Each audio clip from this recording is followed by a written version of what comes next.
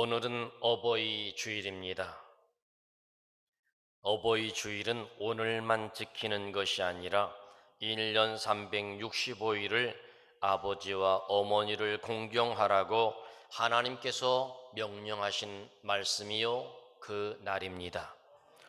오늘 부모님과 함께 이곳에 나와 예배하는 여러분 모두를 축복합니다. 성경의 말씀처럼 네 부모를 공경하라 하신 그 말씀의 복이 여러분에게 있기를 주의 이름으로 축복합니다. 세상에 어느 누구도 혼자서 세상에 나타난 사람은 없습니다. 반드시 그에게는 부모의 몸을 통하여 이 세상에 나왔다는 사실입니다. 아무리 힘센 사람이라도 세상에 태어났을 때엔 약한 어린 아기였고 부모님의 돌봄으로 생명을 유지할 수 있었습니다. 서울여자대학교에서 사랑의 엽서 공모전이 있었는데 대상을 받은 여학생의 글입니다. 이 학생은 엄마가 위암 판정 소식을 듣고 쓴 글입니다. 어머니, 나에게 티끌 하나 주지 않은 거린들이 내가 손을 내밀 때면 불쌍하다고 생각했습니다. 그러나 나에게 전부를 준 어머니가 불쌍하다고 생각해 본 적은 없습니다. 나한테 밥 한 번 사준 친구들과 선배들은 고마웠습니다. 답례하고 싶어서 불러냅니다. 그러나 날 위해 밥을 짓고 밤늦게까지 기다리는 어머니께 감사하다고 생각해 본 적은 없습니다. 제대로 존재하지도 않는 드라마 속 배우들 가정사에 그들을 대신해서 눈물을 흘린 적도 있습니다. 그러나 일상에 지치고 힘든 어머니를 위하여 진심으로 눈물을 흘려본 적이 없습니다. 골방에 누워 아파하던 어머니 걱정은 제대로 한 번도 해본 적이 없습니다. 친구와 애인에게는 사소한 잘못 하나에도 미안하다고 사과하고 용서를 구했습니다. 그러나 어머니에게는 잘못은 셀 수도 없이 많아도 용서를 구하지 않았습니다. 엄마, 죄송합니다. 엄마, 죄송합니다. 이제서야 알게 돼서 죄송합니다. 아직도 너무도 많은 것을 알지 못해 죄송합니다. 어머니, 여러분, 그래서 어머님 은혜 노래 가사처럼 나실제 괴로움 다 잊으시고 기를 때 밤낮으로 애쓰는 마음, 진자리 마른 자리 갈아뉘시며 손발이 다 닳도록 고생하시네. 하늘 아래 그 무엇이 넓다 하리요. 어버이의 희생은 가히 없어라. 어려선 안고 업고 올려주시고 자라선 문기되어 기다리는 마음, 알을 쌓 그릇들 쌓 자식 생각에 고우시던 이마 위에 주름이 가득 땅 위에 그 무엇이 높다 하리요. 어버이의 정성은 지극하여라. 어려서 많이 불렀던 노래입니다. 그런데 왜 그러죠? 이 노래를 부를 때마다 엄마가 더 보고 싶습니다. 이 노래를 부를 때마다 아버지가 더 보고 싶습니다. 살아계셨더라면 잘해드리고 싶었는데 그리 할 수가 없습니다.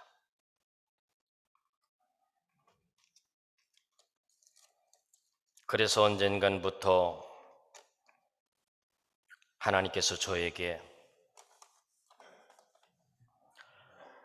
사랑하는 성도들을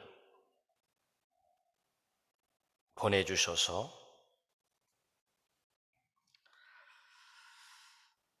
마치 성도들을 어머니, 아버지로 주셨다고 생각하고 성도들이지만 늘 아버지에게 하듯 어머니에게 하듯 해드리려고 부족하지만 저와 저희 집사람이 함께 그렇게 하려고 노력하고 있습니다. 어버이의 사랑이 있었기 때문에 오늘 우리가 있다는 사실을 알아야 합니다. 하물며 짐승인 미물도 이것을 알고 있기에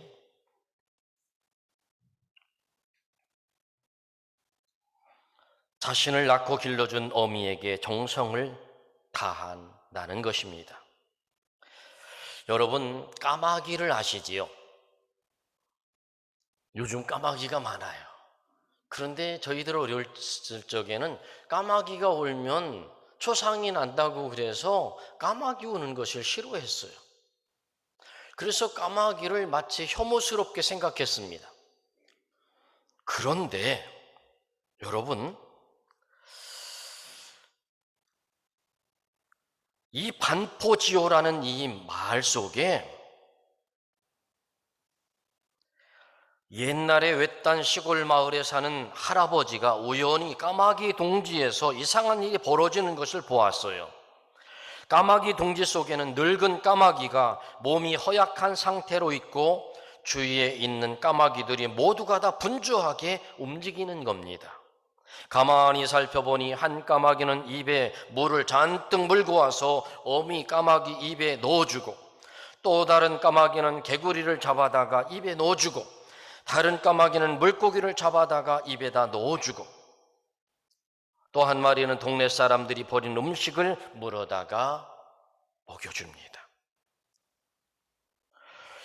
새까만 데다가 울음소리마저 듣기 안 좋으니 늘 천대받는 까마귀입니다. 그런데 여러분, 알고 보니까 이 까마귀에게는 먹이를 물어다 주는 아주 효성이 지극한 반포, 여기서 포는 먹일 포자입니다. 반포는 반대로 먹이를 물어다 어미 입에 넣어준다는 뜻입니다. 그래서 반포지호란 어미에게 먹이를 물어다 먹여주는 효성을 표현한 말로 옛날부터 까마귀를 반포조라고 불렀다고 합니다. 이렇듯 미물까지도 제 어미의 은혜를 알고 봉양하는데 하물며 인간은 오히려 이 도리에서 벗어나는 짓을 많이 하는 것을 볼 수가 있습니다. 네 부모를 공경하라는 말씀은 10계명 중에 5계명 속에 있습니다. 10계명은 크게 두 부분으로 나눌 수 있는데 1계명부터 4계명까지는 하나님께 하는 것이고 5계명부터 10계명까지는 인간의 도리를 하는 것입니다. 그러나 인간의 도리 가운데 가장 첫 번째 계명이 바로 네 부모를 공경하라. 여러분, 왜 제일 먼저 네 부모를 공경하라고 하셨을까요? 이것이 하나님의 뜻입니다. 인간의 도리이기 때문에 그렇습니다. 여러분,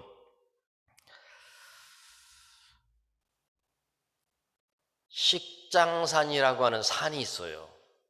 어디서 들어본 것 같지 않아요? 식장산. 이 식장산은요, 밥식자에다가 감출장, 저장할 장, 몇산자를 씁니다. 식장산 아랫마을에 젊은 부부가 살고 있었습니다. 슬하에는 4살 된 남자아이 하나가 있었습니다. 그런데 홀 어머니를 모시고 4식구가 단란하게 살고 있습니다. 그러나 가난해서 먹을 것이 늘 부족했습니다. 이 부부는 그래도 어머니를 극진히 모시는 정성만큼은 지극한 부부였습니다. 아들은 산에 가서 나무를 갖다가 맛있는 산과일을 따면 제일 먼저 어머니에게 갖다 드리고, 산나무를 캐는 며느리는 산나무를 제일 먼저 맛있는 걸 캐면 요리를 해서 어머니에게 해드리는 아주 효성이 가득한 며느리였습니다. 그런데 근심이 하나 있어요. 근심이 무엇이냐면 궁핍밥 가운데, 어려운 가운데, 궁핍함 가운데 살아가는 속에 어머니를 극진히 모시고 싶어서 맛있는 음식을 하고 맛있는 반찬을 만들어서 어머니께 드리려고 하면, 이 너댓살 된 이 아들 놈이 할머니 드시는 것을 그냥 뺏어다가 다 먹어버리는 거예요. 그러니 이러지도 저러지도 못하고. 그래서 어머니가 음식을 드실 때는 아이를 업고 밖으로 나갑니다. 그러면 또 눈치 빠른 이 너댓살 된 아들이 큰 소리로 울어댑니다. 그러면 할머니가 얘야 됐다 데리고 오너라 해서 할머니가 드셔야 될 것을 손자에게 주는 겁니다. 그래서 아들과 며느리는 궁리한 끝에 안 되겠다, 자식을 산중에 버려야 되겠다, 자식놈 때문에 어머니께서 제대로 드시지도 못하니 차라리 아이를 버려야겠다 생각했습니다. 자식이야 또 나오면 되지만 어머님은 한 번 돌아가시면 그만이란 생각에 부부는 아이를 등에 업고 산으로 올라갔습니다. 엄마 등에 업힌 아이는 그새 잠이 들었습니다. 이제 엄마 아빠는 땅을 팝니다. 아이가 들어갈 만한 구덩이를 파는 사이에 이 아이가 깼습니다. 깨서 이 아이가 눈치가 빨라서 눈물을 뚝뚝 흘립니다. 차마 그 모습을 쳐다볼 수 없어서 아이 엄마는 치마폭에 머리를 묻고 흐느껴 웁니다. 아들은 땅을 파고 이제 정리를 합니다. 그런데 이상하게 소리가 덜커덕 하고 나는 겁니다. 자세히 살펴보았더니 밑에 큰 돌이 받쳐 있는 것처럼 소리가 나요. 한참은 더 파내러 갔더니 아니 거기에 조그마한 솥단지가 하나 들었습니다. 아니 웬 솥단지일까? 솥단지가 왜 이곳에 묻혔나 생각해 보다가 이상하다, 아무래도 아이를 여기에 묻을 수 없겠다. 그리고 속상한 마음에 그저 우는 아이를 보면서 아이를 들쳐업고 솥단지를 가지고 집으로 내려왔습니다. 그날 밤 아들은 생각이 많아서 그저 담배만 피웁니다. 산에서 주워온 그 솥단지, 작은 솥단지에다가 담뱃재를 툭툭 털어가면서 담배를 피웠습니다. 그러다가 이 생각 저 생각하다가 잠이 들었습니다. 그런데 아침에 돼 보니까 솥단지가 담뱃재로 주룩하게 쌓여 있는 겁니다. 이상하다, 내가 이렇게 담배를 많이 피웠나? 저렇게 많이 핀 것 같지는 않은데. 아침이 되었습니다. 아침밥을 먹는데 여전히 맛있는 반찬은 이 손자놈이 그냥 끌어다가 먹어버리는 겁니다. 아내가 남은 밥을 점심에 먹으려고 솥단지에다가 잘 뒀습니다. 점심이 되었습니다. 그런데 이상한 일이 벌어졌습니다. 그 솥단지에 밥이 가득히 담겨 있는 겁니다. 이상하다, 아침에 넣을 때는 밥 조금 남은 거 남겨놨는데. 그래서 뭔가 이상해서 뭔가 거기다 넣어놓기만 하면 넣어놓은 것이 수북히 쌓이는 겁니다. 그래서 이번에는 동전 하나를 딱 넣어봤습니다. 저녁이 됐는데 보니까 이 솥단지 안에 동전이 수북히 쌓였습니다. 이럴 때는 할렐루야입니다. 야, 참 신기한 일이다.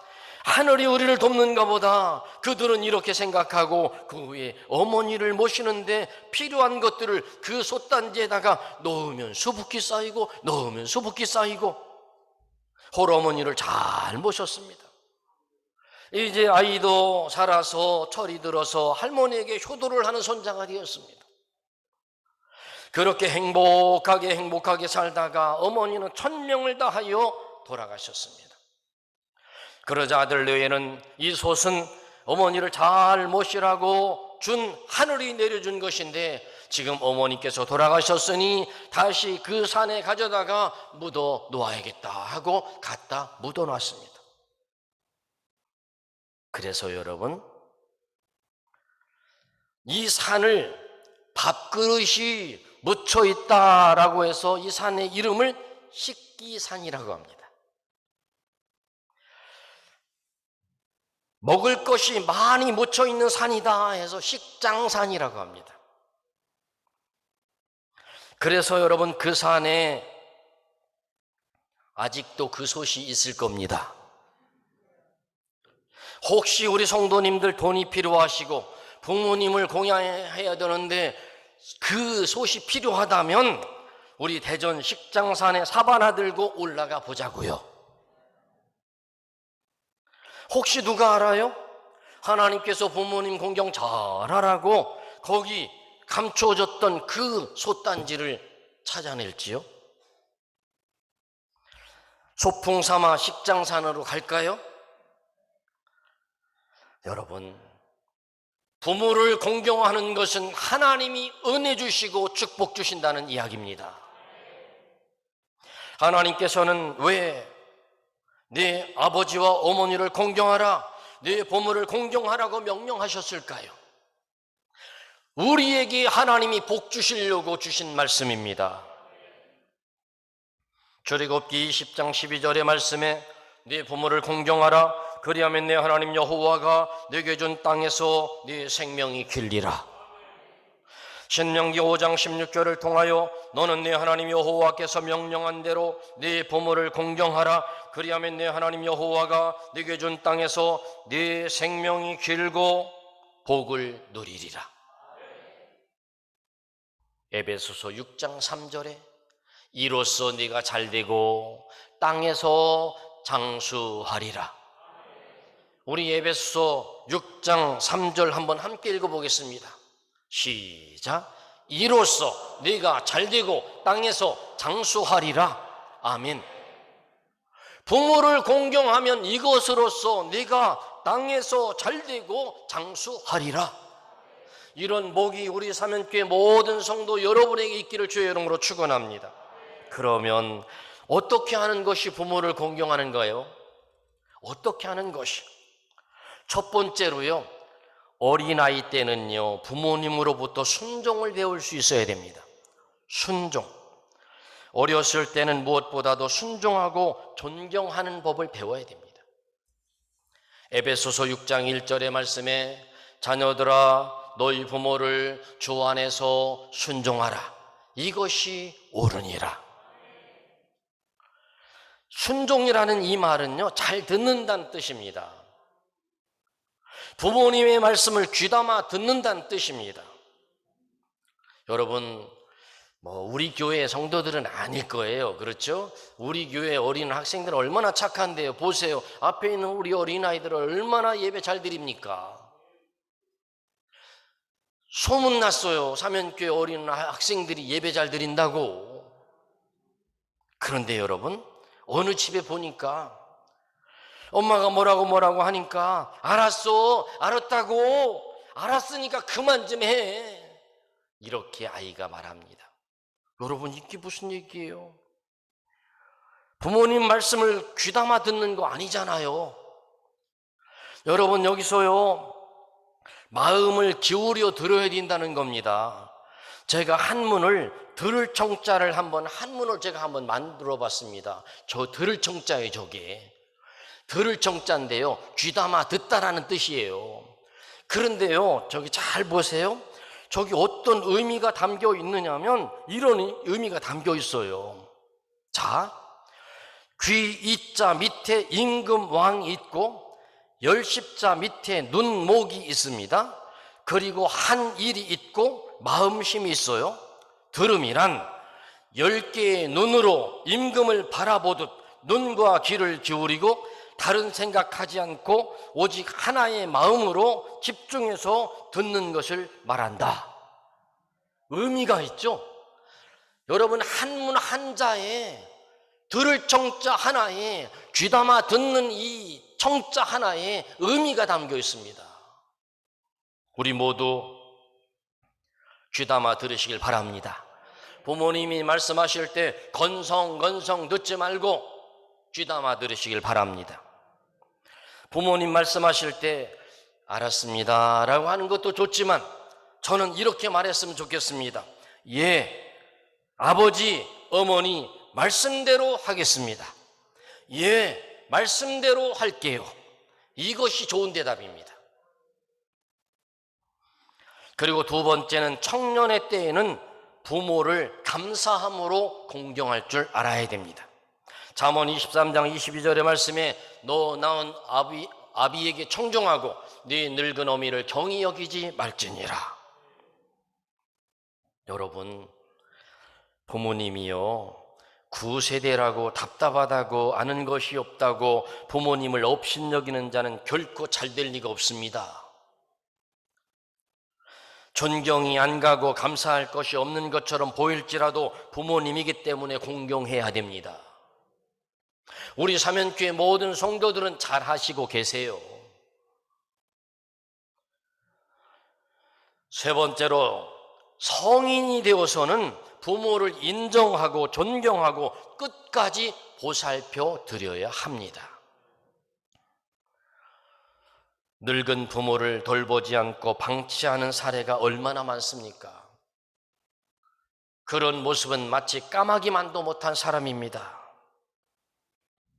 디모데전서 5장 8절의 말씀에 누구든지 자기 친족, 특히 자기 가족을 돌아보지 아니하면 믿음을 배반한 자요 불신자보다 더 악한 자니라. 여러분, 부모님을 공경하시길 바랍니다. 효도 중에 가장 큰 효도는 부모님의 영혼을 구원하고 영혼이 잘 되도록 돌보아 드리는 겁니다. 부모님께서 하나님의 자녀로 영원한 천국에서 영생 복락을 누릴 수 있도록 세상에서 아무리 잘해도 소용없습니다. 영혼이 구원받도록 전도하시길 바랍니다.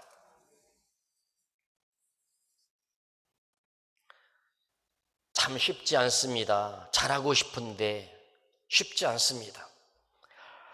옛날 임금님이 시골로 행차를 하게 됩니다. 이때 고동이 불편한 어머니 한 분이 살아생전에 임금님 얼굴 한번 보고 싶다고 아들한테 얘기합니다. 효자인 아들은 어머니의 손을 풀어주기 위해서 어머니를 등에 업고 땀을 뻘뻘 흘리며 임금님이 행차하셔 지나가시는 길가에 넙죽 엎드려 있습니다. 이 아들은 임금님의 얼굴도 못 봅니다. 그런데 엄마가 등 위에서 임금님을 빤히 바라봅니다. 그러자 그곳을 지나가던 임금님이 저 모습이 어떤 모습이냐고 질문합니다. 그때 옆에 있는 사람들이 말합니다. 그 사람은 효자입니다. 어머니가 임금님을 뵙고 싶어 하니까 업고 나와서 저렇게 나와 있는 겁니다. 그때 임금님이 이 사람은 참으로 효자로다 칭찬하고 상을 주고 하도록 하여라. 그런데요, 셈 많고 또 불효하는 옆집에 사는 친구가 이 소식을 듣고 배가 아파서 견딜 수가 없어요. 그래서 자기도 상을 받고 싶어서 어머니를, 싫다는 어머니를 등에다 막 억지로 업고 임금님 행차하여 지나가시는 그 길가에 와서 넙죽 엎드리고 있습니다. 그러자 임금님이 그 모습을 보고 야, 이 고을에도 효자가 있구나. 그러자 이미 불효자라는 것이 다 소문이 난 사람이라서 주변의 사람들이 말합니다. 임금님, 다른 사람이 상 받은 것이 셈이 나서 저렇게 어머니를 억지로 업고 와서 저렇게 하는 겁니다 라고 말하자 임금님 하시는 말씀이 아니다. 비록 흉내를 냈어도 효자 흉내를 낸 것은 잘한 일이다. 여러분, 우리 모두 부모님을 공경하시길 바랍니다. 부모님을 공경하는 것은 하나님의 명령입니다.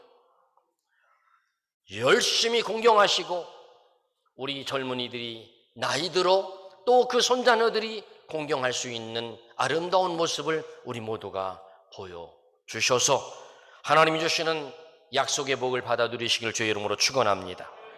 기도합니다. 하나님, 아버지와 어머니를 공경하라. 하나님의 명령입니다. 그 명령 앞에 우리는 순종하여 아버지, 어머니를 극진히 공경할 수 있는 우리의 삶이 되게 하여 주옵소서. 예수님의 이름으로 기도하옵나이다. 아멘.